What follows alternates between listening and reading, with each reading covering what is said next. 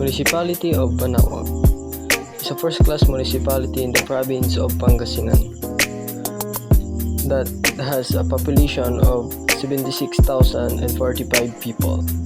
Manaoag is known as a pilgrimage town and even considered as the pilgrim center of the North. The minor basilica of Our Lady of the Rosary of Manaoag, commonly known as Manaoag Church.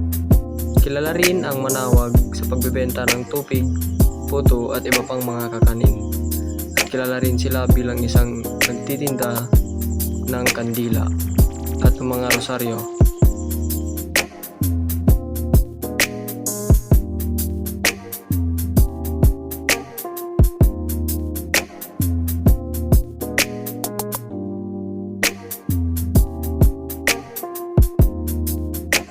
Kaya tara na, ano pang hinihintay nyo? Bisitahin na natin ang Manaoag na pinagpamalaki ng Pangasinan at tangkilikin na rin natin ang kanilang mga produkto.